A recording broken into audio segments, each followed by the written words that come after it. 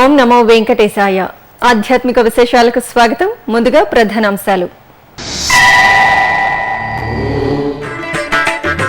పుష్ప పల్లకిపై మలయప్ప స్వామి తేజో దర్శనం. తిరుమలలో ఘనంగా ఆణివార ఆస్థానం.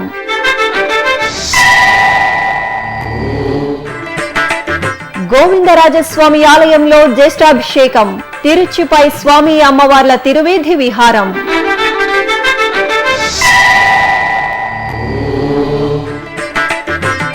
తిరుపతి కపిలతీర్థంలో శాస్త్రోక్తంగా పవిత్ర ప్రతిష్ఠ. పంచమూర్తులకు స్నపన తిరుమంజనం. తిరుమలలో ఆణివార ఆస్థానాన్ని వైభవంగా నిర్వహించారు. స్వామివారికి ఆదాయ వ్యయాలను నివేదించడమే ఆణివార ఆస్థాన ఉత్సవంలోని ప్రత్యేకత.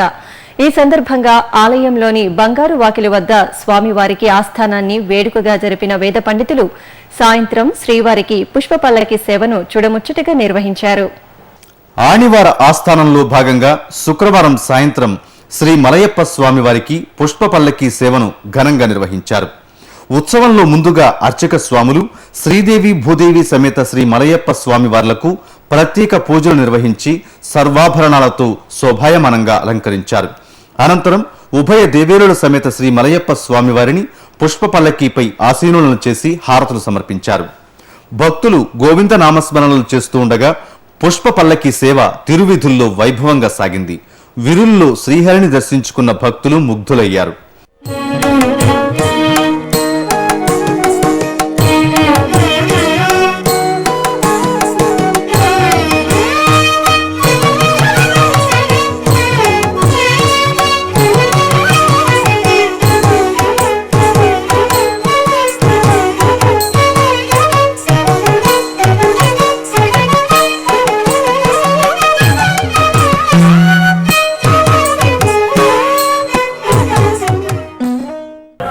ఓం నమో వెంకటేశాయ.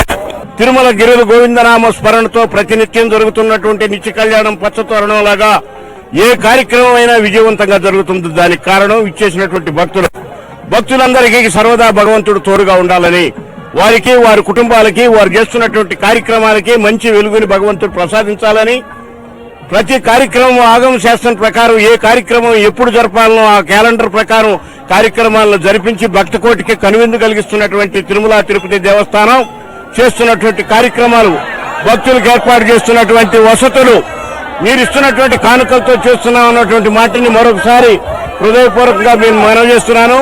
ఆనివార ఆస్థానం నుంచి పూర్వం టీటీడీ అకౌంట్ స్టార్ట్ అవుతూ ఉండేవి.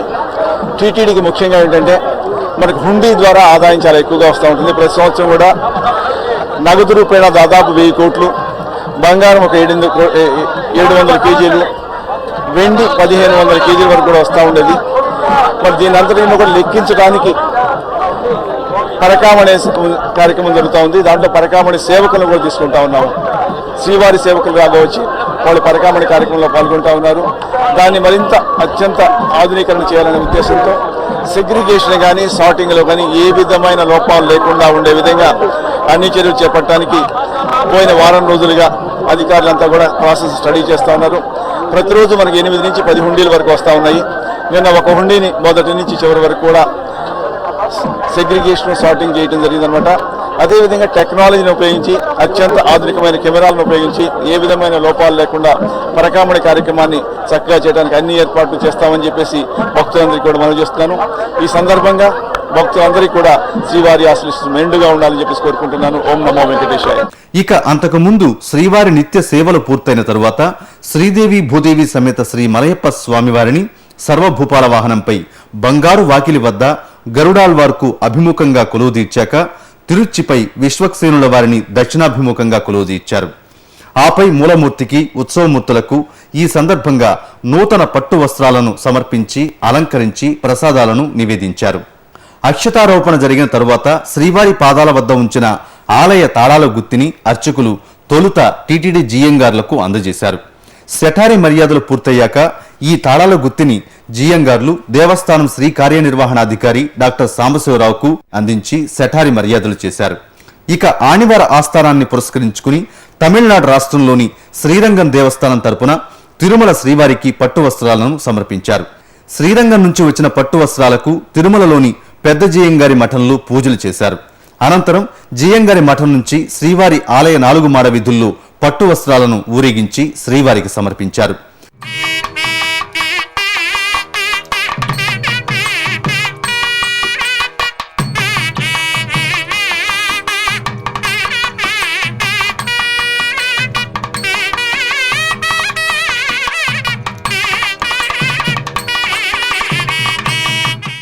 శ్రీరంగం ఆలయ కార్యదర్శి టీకే రామచంద్రన్కు ఆలయంలోని రంగనాయకుల మండపంలో వేద పండితులు వేదాశీర్వచనం పలుకగా టీటీడీ ఈవో జేఈఓ శ్రీవారి ప్రసాదాలు అందజేశారు.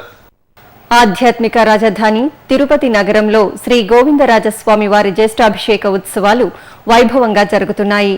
ఉత్సవాల్లో భాగంగా 2వ రోజైన శనివారం సాయంత్రం స్వామివారి తిరుచి సేవ జరిగింది. స్వర్ణాభరణాలు, సుగంధ పుష్పాలతో సర్వాంగ శోభితంగా అలంకరించిన స్వామివారిని తిరుచిపై వేంచేపు చేసి మంగళ వాయిద్యాల మధ్యన ఆలయ 4 మాడ వీధుల్లో ఊరేగించారు.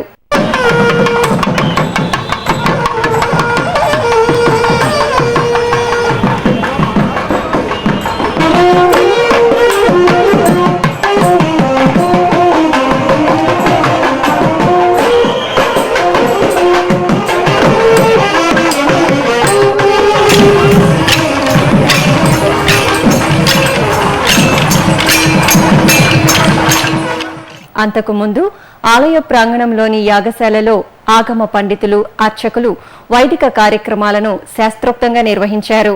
ఆలయంలోని కళ్యాణ మండపంలో శ్రీ గోవిందరాజస్వామి, శ్రీదేవి భూదేవి ఉత్సవమూర్తులను స్నానపీఠంపై కొలువుదీర్చి వివిధ సూక్తాల పఠనం మధ్యన పాలు, పెరుగు, తేనె, కొబ్బరి నీరు, పసుపు, చందనంతో స్నపన తిరుమంజనం జరిపారు.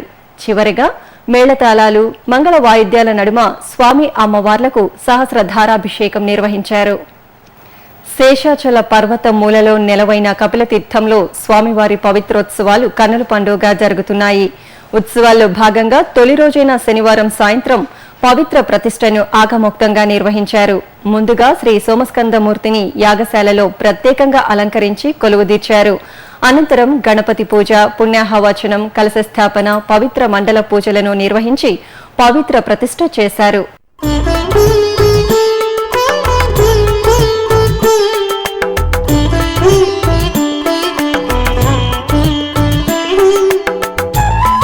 అంతకుముందు శనివారం ఉదయం ఉత్సవమూర్తులకు ఆగమోక్తంగా స్నపన తిరుమంజనం నిర్వహించారు.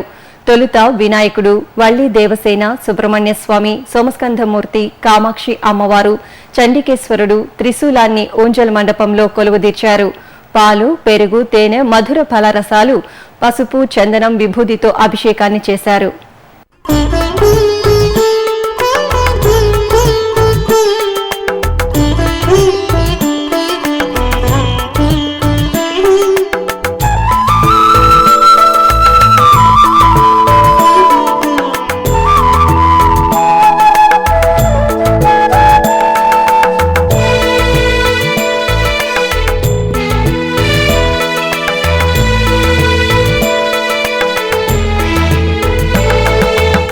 తిరుపతి శ్రీ కోదండరామస్వామి వారి ఆలయంలో శనివారం సాయంత్రం ఆనివార ఆస్థానాన్ని ఘనంగా నిర్వహించారు.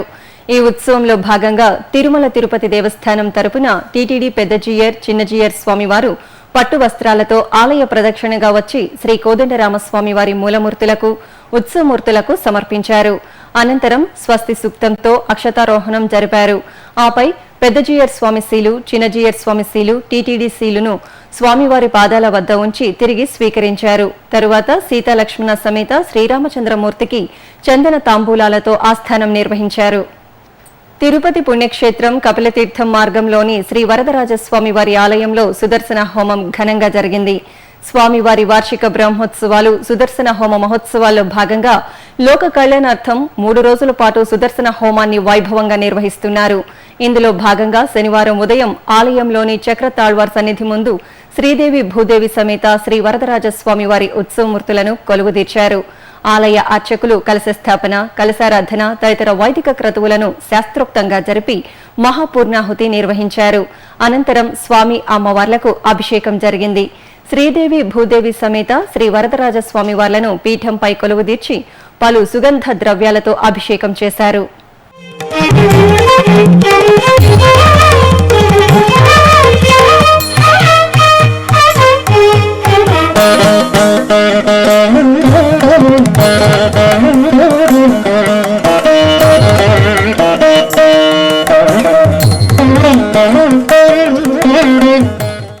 ఇప్పుడు ఒక చిన్న విరామం.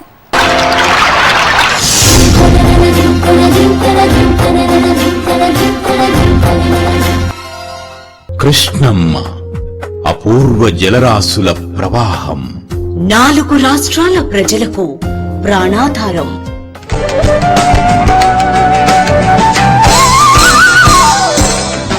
ఈ పుణ్యనదిని శ్రీకృష్ణుడి అంశగా ఆరాధిస్తున్న భక్తజనం.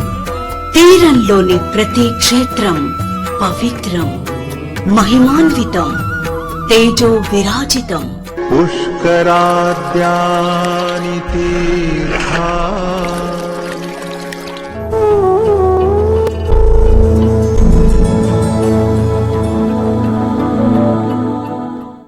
నదీ గమనమున ఎన్నెన్నో జీవజాతులు, అభయారణ్యాలు, అద్భుత జలాశయాలు, అలనాటి రాచరికపు ఆనవాళ్లు.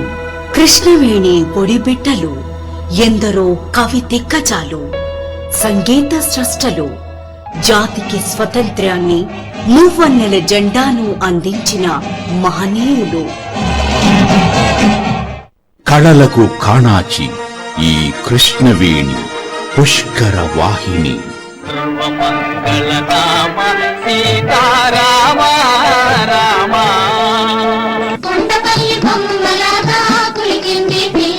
కృష్ణవేణి నది సూయగం అపరూపం. కృష్ణా తీర క్షేత్ర మాహాత్మ్యం ఆచంద్ర తారార్కం.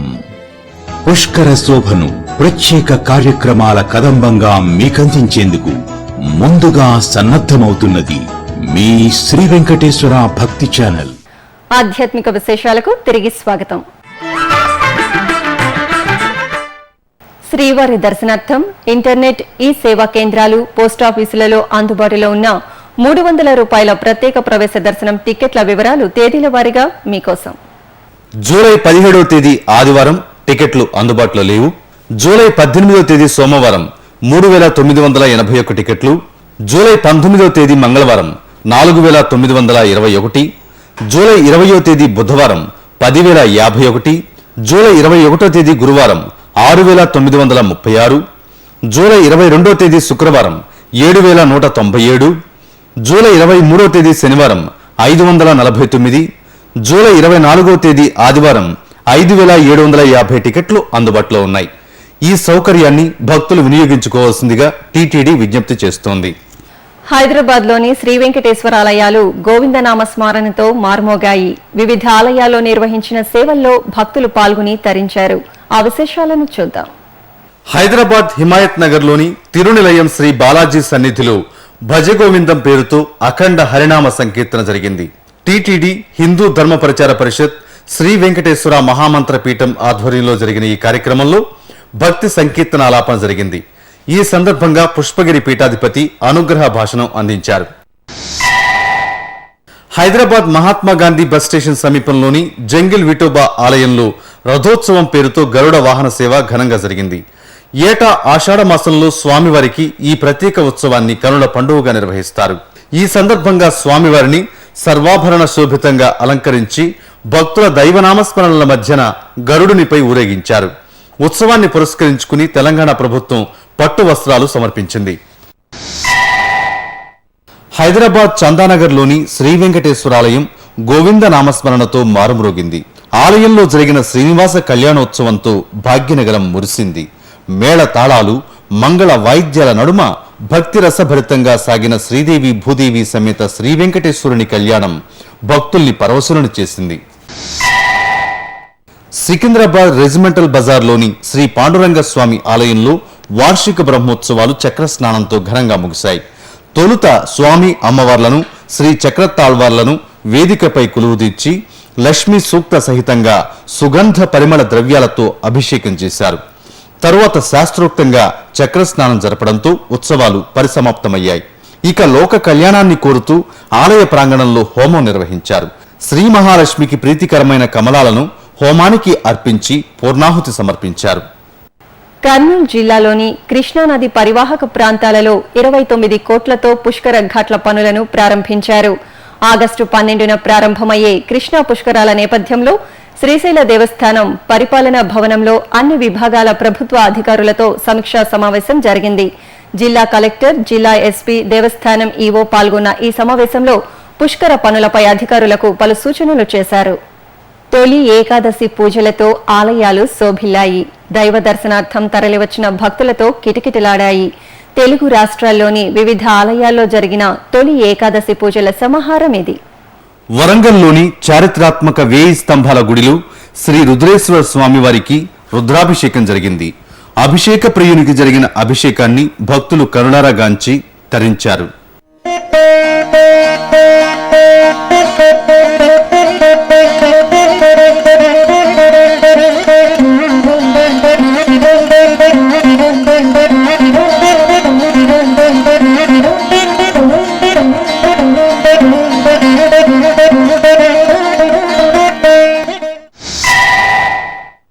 ప్రకాశం జిల్లా ఒంగోలులోని శ్రీ వెంకటేశ్వర స్వామివారి ఆలయంలో స్వామివారికి ప్రత్యేక పూజలు జరిగాయి.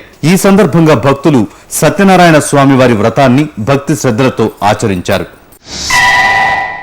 నిజామాబాద్ జిల్లాలోని పలు ప్రసిద్ధ ఆలయాలు ఆధ్యాత్మిక శోభతో ప్రకాశించాయి. తొలి ఏకాదశిని పురస్కరించుకుని శివకేశవులకు జరిగిన పూజలు భక్తులను తన్మయులను చేశాయి. శ్రీ జెండా బాలాజీ ఆలయం, గోల్ హనుమాన్ ఆలయం, మాచారెడ్డి మండలంలోని శ్రీ లక్ష్మీ నృసింహస్వామి దేవాలయంలో పంచామృతాభిషేకాలు మనోహరంగా జరిగాయి.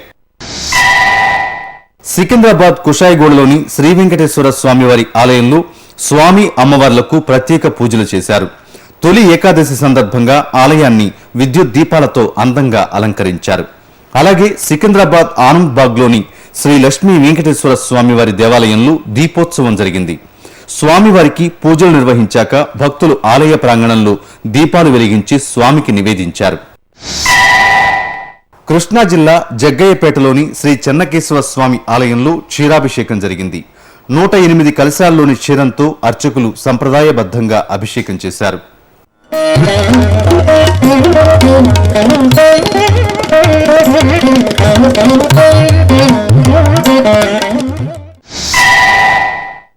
నెల్లూరులోని తల్పగిరి శ్రీ రంగనాథ స్వామివారి ఆలయంలో స్నపన తిరుమంజనం జరిగింది. శ్రీదేవి భూదేవి సమేత శ్రీ రంగనాథ స్వామివారు సుగంధ ద్రవ్యాల్లో శోభాయమానంగా దర్శనమిచ్చారు.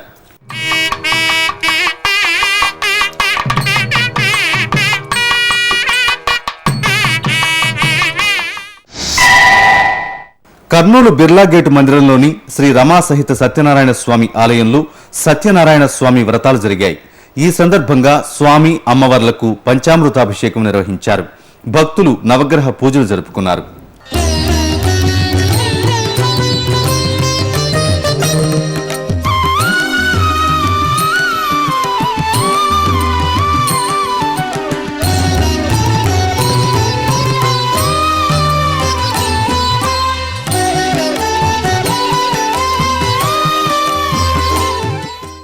తూర్పుగోదావరి జిల్లా కాకినాడ శ్రీశక్తిపీఠం 12వ వార్షికోత్సవం సందర్భంగా శ్రీ లక్ష్మీనారాయణ కళ్యాణాన్ని అంగరంగ వైభవంగా నిర్వహించారు.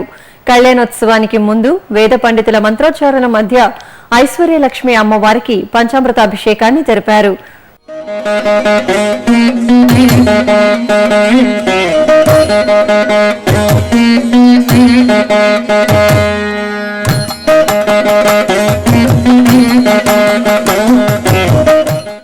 ఇప్పుడు ఒక చిన్న విరామం.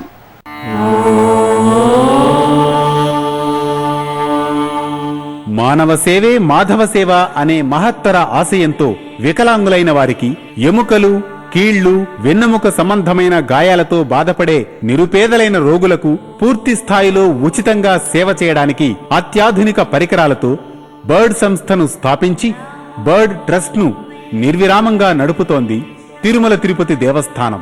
ఈ ట్రస్టులో మీరు పాలు పంచుకోండి. శ్రీ వెంకటేశ్వర స్వామివారి అనుగ్రహం పొందండి. Website ID www.tirumala.org. ఓం నమో వెంకటేశాయ. ఆధ్యాత్మిక విశేషాలకు తిరిగి స్వాగతం.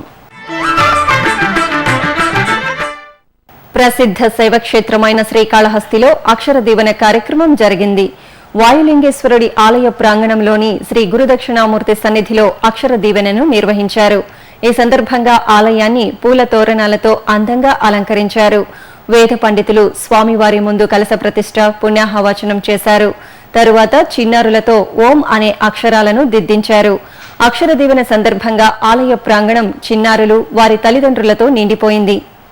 చిత్తూరు సమీపంలోని లక్ష్మాంబపురంలో నూతనంగా నిర్మించిన శ్రీ కోదండరామస్వామి వారి ఆలయ కుంభాభిషేకం వైభవంగా జరిగింది. 3 రోజుల పాటు నిర్వహించిన ఉత్సవాలలో చివరి రోజున ఆలయ గోపుర శిఖరాలకు మహాసంప్రోక్షణ చేసి కుంభాభిషేకాన్ని జరిపారు.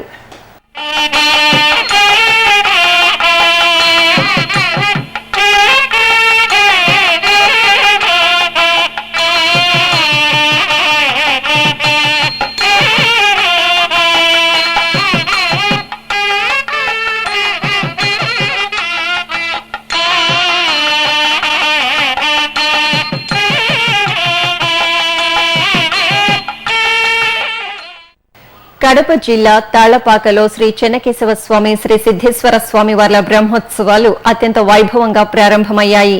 తిరుమల తిరుపతి దేవస్థానం ప్రత్యక్ష పర్యవేక్షణలో తాళ్లపాకలోని శ్రీ సిద్ధేశ్వర స్వామి వారి ఆలయంలో ధ్వజారోహణ కార్యక్రమం శాస్త్రోక్తంగా జరిపారు. ఈ సందర్భంగా ధ్వజస్తంభానికి క్షీరాభిషేకం చేశారు. అలాగే శ్రీ చెన్నకేశవ స్వామి వారి ఆలయంలో గరుడ చిత్రపటానికి పూజలు నిర్వహించి ధ్వజారోహణం చేశారు.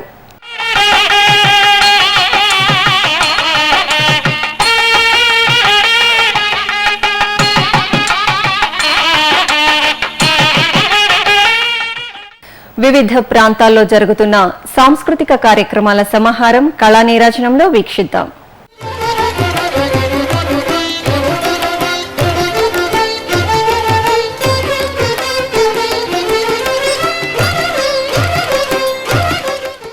తిరుమలలోని నాదనీరాజనం వేదికపై శనివారం సాయంత్రం నృత్య సంగమం ఘనంగా జరిగింది. బెంగళూరుకి చెందిన సుజేంద్ర బాబు ప్రదర్శించిన ఈ నృత్య సంగమం భక్తులను అలరించింది.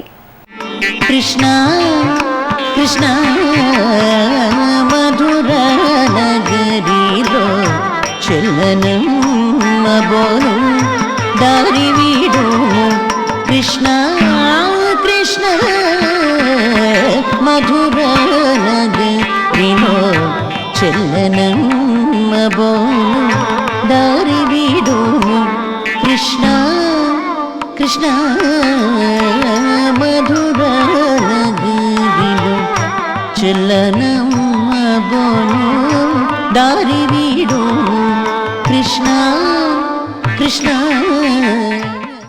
సద్గురు నారాయణ తీర్థుల వారి 341వ జన్మతిథిని పురస్కరించుకుని రాష్ట్రంలోని పలు ఆలయాల్లో ప్రత్యేక పూజలు జరిగాయి. ఆ విశేషాలను చూద్దాం. విజయవాడ దుర్గాపురంలోని సంగీత కళాశాల ప్రాంగణంలో శ్రీ నారాయణ తీర్థుల వారి జన్మతిథి ఉత్సవాలు ఘనంగా ప్రారంభమయ్యాయి. ఈ సందర్భంగా నిర్వహించిన సాంస్కృతిక కార్యక్రమాలు ఆహుతులను ఆకట్టుకున్నాయి. శ్రీ నారాయణ తీర్థుల తరంగ గానం శ్రవణానందంగా సాగింది.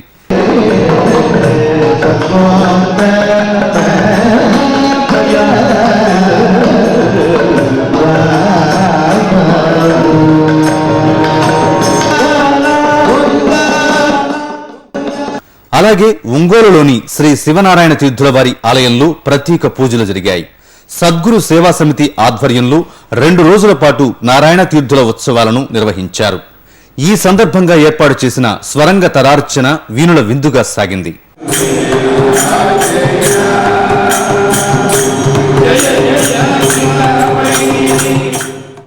తిరుమలలో శ్రీవారి దర్శనం, గదుల ఖాళీలు, వాతావరణం తదితర విశేషాలను ఇప్పుడు తిరుమల సమాచారంలో తెలుసుకుందాం. ఇప్పటి వరకు 71,000 మంది భక్తులు శ్రీవారి దర్శనం చేసుకున్నారు.